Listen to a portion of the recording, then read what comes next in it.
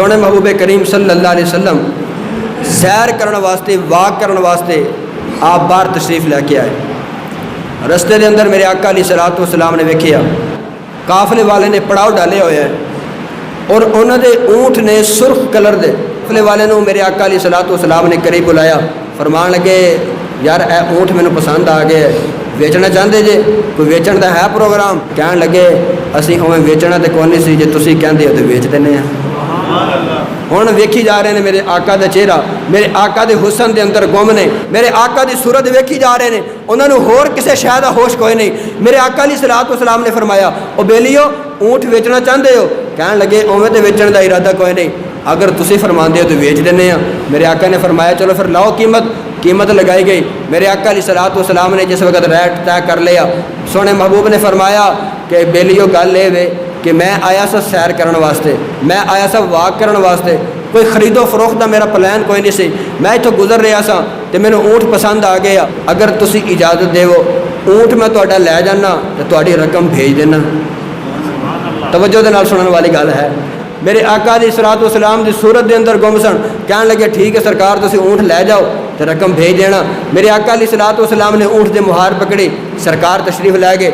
जिस वक्त मेरे आका अलैहिस्सलातु वस्सलाम जा रहे हैं वो पिछों वेखी आ रहे हैं, मेरे आका अलैहिस्सलातु वस्सलाम पहाड़ी दे ओढ़ हो गए, हुण नज़र नहीं आ रहे।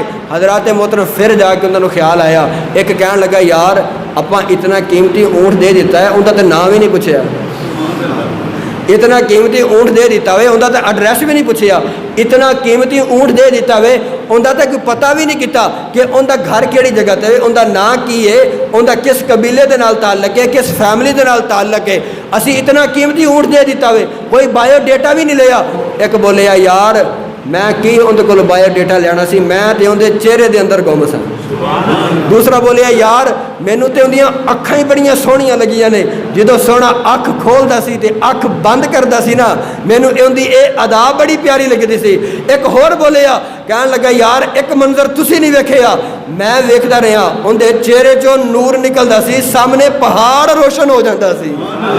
एक होर बोले कहन लगा यार तुसी ते ये गल कर रहे हो, जेड़ा मंजर मैं वेखिया वे सोहना जिस वक्त अपने लब खोलदा सी ना, सोहना जो अपने लब खोलता सी बस इस एक तस्कीन मिलती सी। सोने दे लब बड़े सोहने सन, सोने दे होंठ बड़े सोहने सन। इमाम अल अंबिया दे गुलामो एक होर बोले कहन लगा यार बाकी गल्लां छड्ड, जो सोहना बोलदा सी सोने दा लहजा किवें दा सी, दिल करता सी सरकार गल करते जान, दिल करता सी ये सोहना शख्स गुफ्तगू करता जाए, असी मुहब्बत के नाल सुनते जाइए। उनके बोलन का अंदाज यार बड़ा धीमा सी, बड़े सोहने अंदाज के नाल गुफ्तगू करता सी। एक होर बोलिया कहन लगा ओ यार तुसी तो उनकी तारीफा शुरू कर दित्तियां ने, ओ गल छड्डो ते ए वेखो कि ऊँट लै गया ते पैसे लभो, पैसे भी मिलते हैं कि नहीं मिलते। हज़रात मोहतरम हुण सारे नूं होश आया, ख्याल आया कि सोचन लग गया भी ये की करिए। हुण तो ऊँट लैके जाने वाला ऊँट भी दूर लैके निकल गया, वो चला गया, बड़े परेशान हो गए। ऊँट भी बड़ा कीमती, असी नाम भी नहीं पूछया, एड्रैस भी नहीं पूछया, असी तो उनके कोलों कोई बायोडाटा भी नहीं रहा। हुण असी किस तरह करिए, सानू पैसे किवें मिलणगे? सारे परेशान ने। जरा तवज्जो दे नाल जुमला सुनना। वो जेड़े खैमे दे सरदार सन, उनकी बीवी सी, वो खैमे के अंदर मौजूद सी, उन्हें कपड़ा सरकाया, कपड़ा हटा के आवाज़ देन लगे, कहन लगी जेड़ा सोहनी सूरत वाला आया सी ना, उनके बारे कोई चीमा कोई नहीं करना, उनके बारे कोई गलत ना सोचना, उनके बारे ये ना कहना पैसे साढ़े खा जाएगा, साढ़े पैसे हजम कर जाएगा। कहन लगी तुहाडा 1 रुपया भी ज़ाया नहीं होएगा। कहन लगे ए औरत तेनू किवें पता वे, तू उन्होंने जानती है? कहन लगी जानती तो कोई नहीं, लेकिन मेरा दिल गवाही दे रहा वे, एहो जी सोहनी सूरत वाला 2 नंबर ही नहीं कर सकता। एहो जी सोहनी सूरत वाला 2 नंबर ही नहीं कर सकता। कहन लगे हज़रात मोहतरम सारे परेशान ने, लेकिन जिस वक्त औरत ने जमानत दी थोड़ी जी तसल्ली होगी, लेकिन आखिर माल है, इंसान माल के नाल मुहब्बत होंदी है ना, परेशानी है। इमाम अल अंबिया दे गुलामो सरकार पहुँचे अपने गुलामों के कोल, बिलाल जी आमना दलाल फरमाया करीब आ। हज़रत बिलाल करीब आए, मेरे आका अलैहिस्सलातु वस्सलाम ने फरमाया काफ़ी सारी खजूरां भी उठा लै ते ए पैसे ने ऊँट दे, ए रकम है ऊँट दी, फलानी जगह ते लगे खैमा, फलानी जगह ते लोग पड़ाव डाल के बैठे हुए ने, उन्होंने कोल जाओ, आ जाके ऊँट की कीमत दे दिओ ਤੇ ਨਾਲ ਇਹ ਜਿਹੜੀਆਂ ਖਜੂਰਾਂ ਨੇ ਉਹਨਾਂ ਨੂੰ ਕਹਿਣਾ ਤੁਸੀਂ ਸਾਡੇ ਇਲਾਕੇ ਵਿੱਚ ਆਏ ਹੋ, ਸਾਡੇ ਮਹਿਮਾਨ ਹੋ, ਆਕਾ ਨੇ ਤੁਹਾਡੀ ਮਹਿਮਾਨ ਨਵਾਜ਼ੀ ਵਾਸਤੇ ਖਜੂਰਾਂ ਵੀ ਭੇਜੀਆਂ ਨੇ। इमाम अल अंबिया दे गुलामो हुण वो आपस के अंदर सोच ही रहे ने, इस तरह गुफ्तगू कर ही रहे ने, इस तरह मीटिंग कर ही रहे ने कि हुण की होएगा, इहदा हल की है। हजरत सैयदना बिलाल तशरीफ लैके आ गए, आके कहन लगे साडे कोलों कोई ऊँट लैके गया वे? तो कहन लगे हाँ एक आया सी साडे कोलों ऊँट लैके गया वे।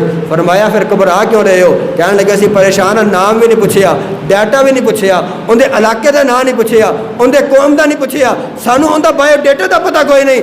कहन लगे घबराने की लोड़ कोई नहीं, जेड़ा सोहनी सूरत वाला तुहाडे कोलों ऊँट लैके गया वे उन्हें तुहाडे ऊँट की रकम भी भेज दी है ते ज़ियाफत के तौर पर खजूरां भी भेजियां ने। पहले तो हुण सिर्फ सरकार के चेहरे के अंदर गुम सन, सरकारी सूरत के उत्ते फिदा हो चुके सन, सरकार कायनात सल्लल्लाहु अलैहि वसल्लम दे नाल मुहब्बत कर बैठे सन। जिस वक्त पैसे भी मिल गए, खजूरां भी मिल गई, दिल के अंदर मजीद मुहब्बत बढ़ गई। कहन लगे यार पैसे रख अपने कोल, एक खजूरां रख अपने कोल, सानू ये दस वो हस्ती है कौन? पैस अपना एड्रैस भी नहीं दसिया, नाम भी नहीं दसिया, असी भी पूछ नहीं सके, लेकिन अपने अमानतदारी के नाल रकम भेज दी है, अपने अमानदारी के नाल पूरे पैसे भेज दिते हैं। फिर साड़ी मेहमान नवाजी भी की है। जिस वक्त साढ़े कोल बायोडेटा कोई नहीं सी, अगर वो रकम ना भेजता तो असी कोई कुछ नहीं कर सकते। कहन लगे ए मुहम्मद अरबी साढ़े नबी ने, असी उन्हां दे गुलाम हाँ, असी उन्हां दा कलमा पढ़ते हाँ, असी उन्हां दे नौकर हाँ। अगर साढ़े मुहम्मद अरबी इस तरह का अमल करनगे, दूसरे का हक खाणगे, फिर उम्मतियां का की हाल होएगा? मुहम्मद अरबी हक खान नहीं, हक दिलान आए ने। ऐ लो खजूरां ज़ियाफत वास्ते, ऐ तुहाडे ऊँट की कीमत। कहन लगे ऐ मुहम्मद अरबी दे गुलाम, एक कीमत भी रख अपने कोल, ए खजूरां भी रख अपने कोल। पहले उनकी सूरत वेख के फिदा हो चुके सा, हुण उनकी सीरत वेख के दिल दे चुके हैं। हुण एवें कर, ये बाद दे विच फैसला होएगा कि खजूरां लैणियां ने कि नहीं लैणियां, ऊँट की रकम लैनी है कि नहीं। पहले उस मुहम्मद अरबी की बारगाह के अंदर सानू लै चल। इमाम अल अंबिया दे गुलामो सारे काफले वाले मेरे आका की बारगाह के अंदर आए ते आके यही अर्ज करते हैं, तक के तेरियां अदावां मैं मुरीद हो गई।